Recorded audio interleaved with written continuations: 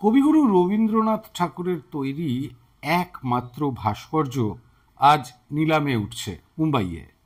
ভাস্কর্যটির নাম the heart, quartzite পাথরে তৈরি। এই দ্য হার্টের বাংলা করলে দাঁড়ায় পাষাণ হৃদয়। 4 সেন্টিমিটার বাই 4.5 সেন্টিমিটার এই ভাস্কর্য কবিগুরু রবীন্দ্রনাথ ঠাকুরের তৈরি একমাত্র ভাস্কর্য। তাহলে কেন এটার নিলাম হচ্ছে? এই ভাস্কর্যটায় আপনারা শুনলে অবাক হবেন, এই ছোট্ট একটা ভাস্কর্য, তাতেও রয়েছে কবিতা। কাকে উদ্দেশ্য করে লিখলেন রবীন্দ্রনাথ ঠাকুর সেই কবিতা? কি এই ভাস্কর্যের গুরুত্ব, ঐতিহাসিক গুরুত্বটাই বা কি? আজকের এই ভিডিওটায় আমরা দেখে নেব সেই সমস্ত কিছু। আর আজ আর আগামীকাল মুম্বাইয়ের অষ্টগুরু নিলাম যে অকশন হাউস, সেখানে এই ভাস্কর্যটার বেস প্রাইস ধরা হয়েছে 55 থেকে 70 লক্ষ টাকা। আশা করাই যায় এটার দাম আরও বাড়বে। এর ঐতিহাসিক গুরুত্ব কি, এর সাংস্কৃতিক গুরুত্ব কি, কেন এটা নিলাম হচ্ছে, এই সমস্তই জানবো আজকের এই ভিডিওটায়।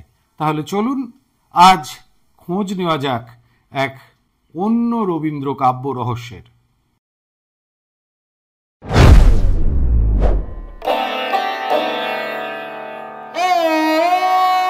ছোট্ট 4 বাই 4.5 সেন্টিমিটার এই ভাস্কর্যটির নাম দ্য হার্ট।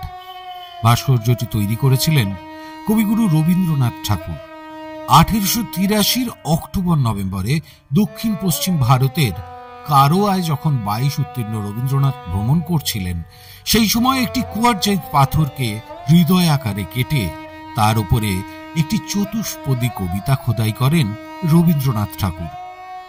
কবিতার উদ্দেশ্য ছিল কাদম্বরী দেবী।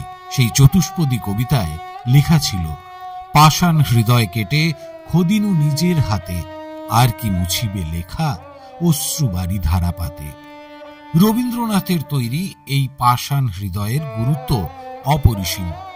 1883 অক্টোবর নভেম্বরের শেষ প্রান্ত পর্যন্ত রবীন্দ্রনাথ আর কাদম্বরী দেবীর সম্পর্ক ছিল।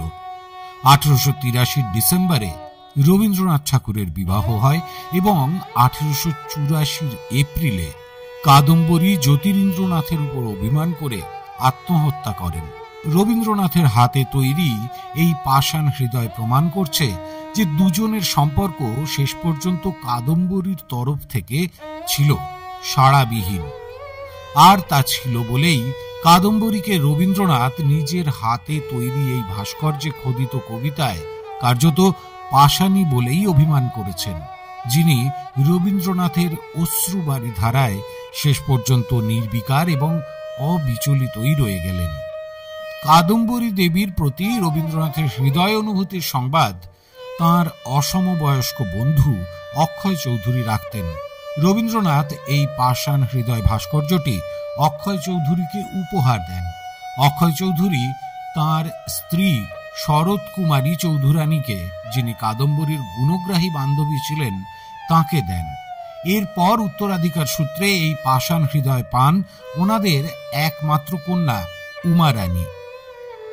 1941 সেপ্টেম্বরে প্রকাশিত ক্যালকাটা মিউনিসিপ্যাল গেজেটের বিশেষ সংখ্যায় জ্যোতিন্দ্রনাথ বসুর স্ত্রী উমা রানীর সৌজন্যে এই পাষাণ হৃদয় ও তার উপর খোদিত চতুষ্পদীর ছবি মুদ্রিত হয়। উমা রানীর পর এই পাষাণ হৃদয় চলে যায় তার মেয়ে দেবযানীর হাতে। দেবযানী ছিলেন বিখ্যাত শিল্পী অতুল বসুর স্ত্রী। অতুল দেবযানীর কোনো কন্যা সন্তান ছিল না। 3 ছেলে, অভিজিৎ, সঞ্জিত ও দীপঙ্কর। দেবযানী তার বড় ছেলে অভিজিতের স্ত্রী ইলোরার হাতে 1976 এই পাষাণ হৃদয় দিয়ে যান।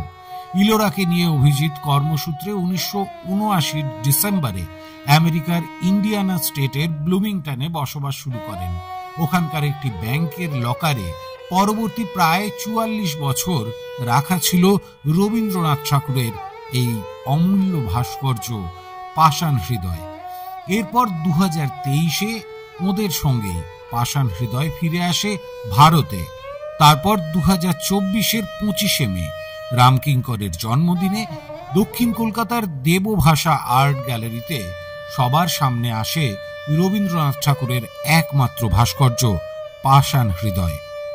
2025-এর 26 ও 27 জুন রবীন্দ্রনাথ ঠাকুরের তৈরি একমাত্র ভাস্কর্য দ্য হার্ট অষ্টগুরু অকশন হাউসে নিলাম হতে চলেছে। এর বেস প্রাইস রাখা হয়েছে 55 থেকে 70 লক্ষ টাকা। এই অমূল্য ভাস্কর্যটির সঙ্গে থাকছে 35টি রবীন্দ্রনাথ ঠাকুরের হাতে লেখা চিঠি, যা তিনি লিখেছিলেন ধূর্যটি প্রসাদ মুখোপাধ্যায়কে।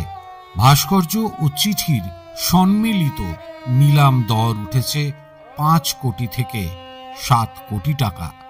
উত্তরাধিকার সূত্রে নানা হাত ঘুরে ওই 4x4.5 সেন্টিমিটারের দ্য হার্ট আর ওই লাল বটুয়াটা এতদিন ছিল মার্কিন মুলুকে। আজকের নিলামের পর আবার হয়তো তা আমেরিকা কিংবা ইউরোপের কোনো শিল্প সংগ্রাহকের কাছে চলে যাবে। আপনি, আমরা তো প্রশ্ন তুলতে পারি, এটা কি ঠিক হচ্ছে? রবীন্দ্রনাথ ঠাকুরের একমাত্র ভাস্কর্য, এ তো আমাদের জাতীয় সম্পদ, এটা তো দেশে থাকাই উচিত ছিল। কিন্তু সত্যি কথা বলুন তো, এই প্রশ্নটা করার কোনো অধিকার কি আদৌ আমাদের আছে?